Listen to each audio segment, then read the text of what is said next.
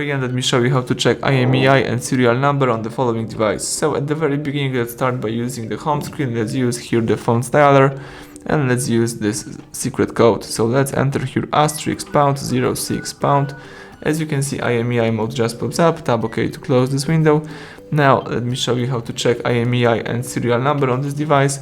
Let's open the list of all apps. Here you need to scroll down, choose settings. From the list of settings, scroll down again, choose system and select here about phone.